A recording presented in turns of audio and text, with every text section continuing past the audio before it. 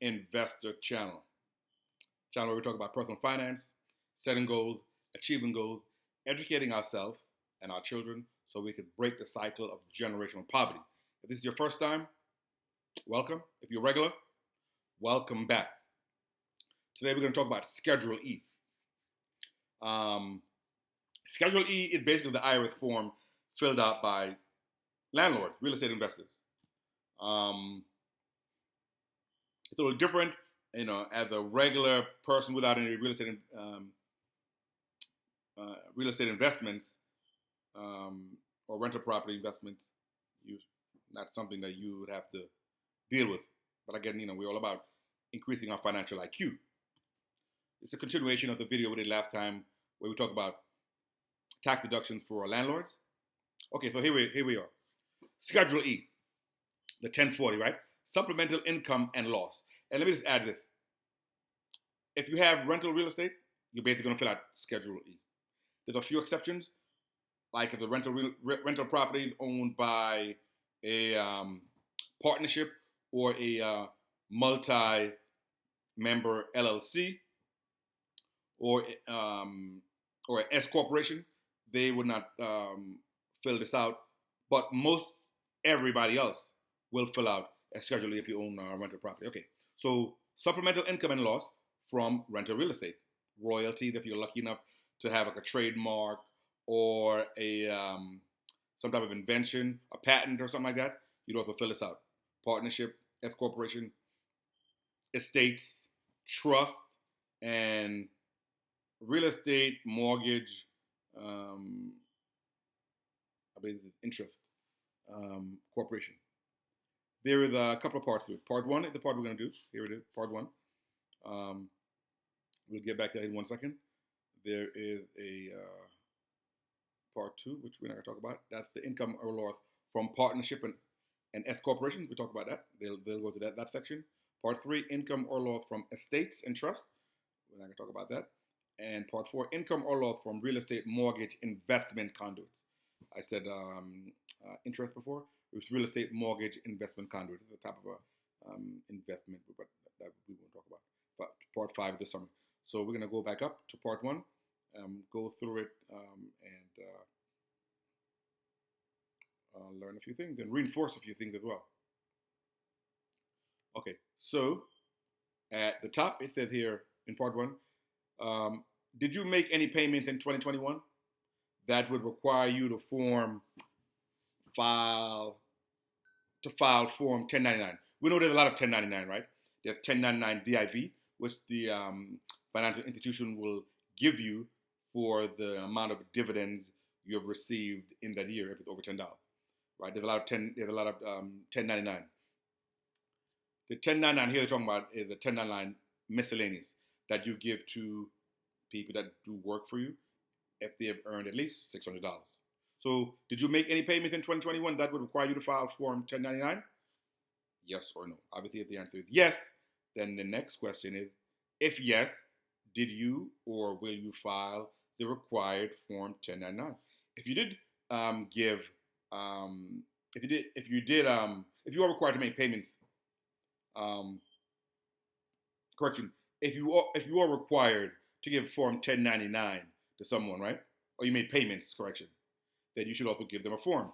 And all the IRS here is trying to find out is that to make sure that businesses claim all the income they make, right? Let's give you an example. So if, for example, someone, landscaper came and did work for you for the year and he made whatever, $6,000, and he doesn't claim that.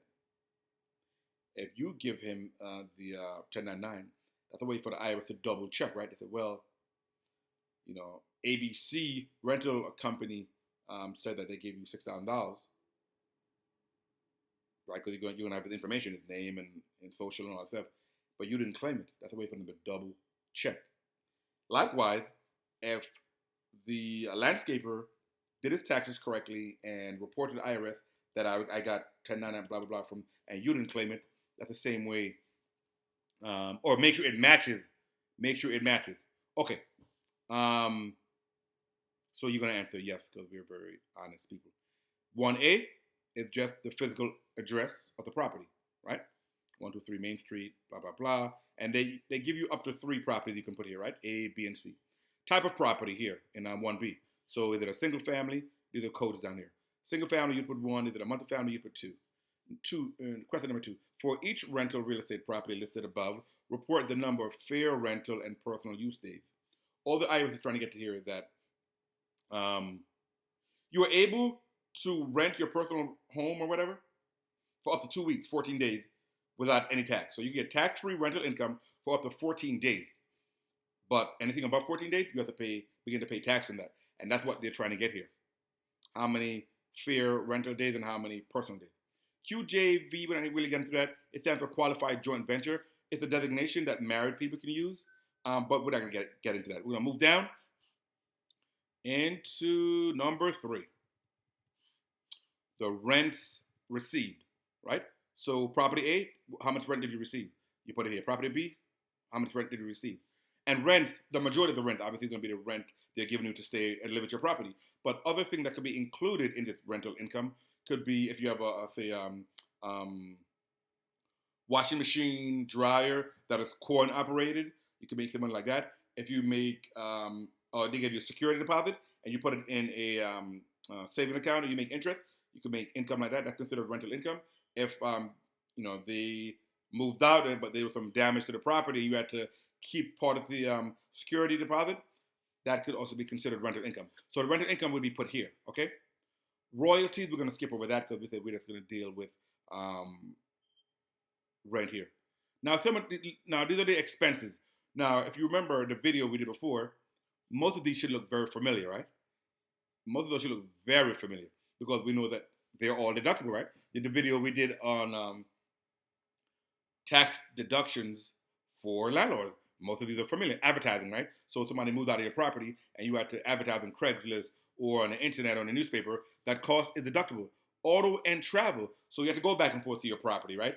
And we said the IRS is paying you 57 cents per business mile going back and forth to the property. So whatever that comes out to be, that's deductible. Travel, it could be short term, short distance, local, or it could be long distance, right? So you traveled maybe 500 miles, 100 miles, 1,000 miles. You drove for a real estate conference. And in that travel would be the hotel, because it's business related, right? You're going to a real estate conference to learn to improve your skills to be a more profitable landlord. And the hotel, 50% of the meals, the rental car, that's all deductible. Cleaning and maintenance, right? So someone moved out of the property and you had to pay a cleaning service to come and clean the property, that is also deductible. Commissions could be, sometimes certain property managers, they make maybe 10% of the rents. That would be here, okay? The commission would be here. Insurance, this would be the insurance on the property. That's also deductible. Legal and professional fees. So you have to pay legal fees to an attorney because someone had to be evicted, or the services of an accountant for tax advice or to do your taxes. That would be there. The management fees, again, you have a property manager handling the property. That fee would be there. Mortgage interest. You see all these things here we spoke about. That's why I'm going through it quickly. And you see none of this is illegal. It's listed there by the IRS. This is tax deductible. Mortgage interest, right? You get Form 1098 from the bank of all the interest you paid in your rental property. Deductible. Other interest. So you have a business credit card and you use that to pay for products or services for your rental property. Also deductible. And also, let me add fees. So the business credit card might have credit cards have a yearly fee, some of them. But because it's your business credit card, the annual fee would be deductible. Okay? And even if, it will be deductible. Repairs, you have to distinguish that from improvement. Repairs, basically just bring the property back to the state where it was. So there's a leak in the roof and someone comes out and put a couple of shingles on, that is repair. And it's all deductible in that year. Improvement would be getting a whole new roof. That has to be depreciated over time. So remember that distinction. Supplies such as maybe for your home office, right? You got a new laptop, or you got a new desk for your home office to run your rental business, or a new chair, or you got maybe just office supplies, pens and books or so on. Supplies, those would be under here. Okay, deductible taxes. Your more the real estate taxes deductible on your rental property. Okay, let me add. You would not put taxes or the portion of the taxes for your home office in this section, but there's taxes on the real estate property, your rental property, utilities, utility rental property. So your water, your gas, your garbage, sewer would all be here and deductible. Depreciation would be here. So we said the IRS gives you a depreciation for the normal wear and tear off your rental property, right? The example we used was a $275,000 property, and the IRS says residential properties can be depreciated over 27.5 years.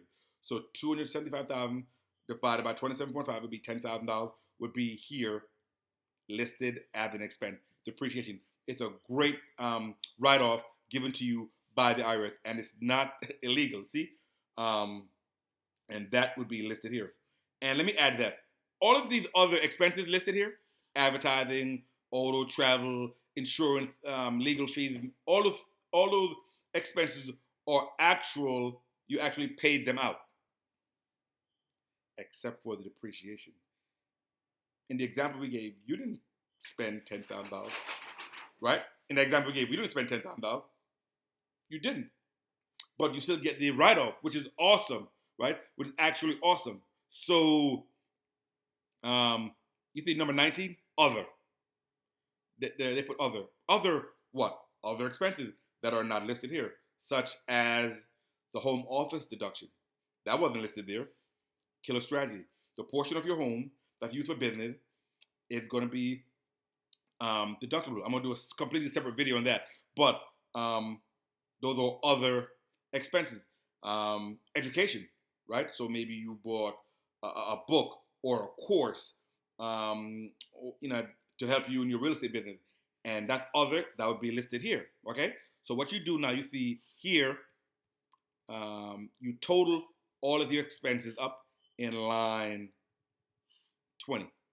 Total expenses, right?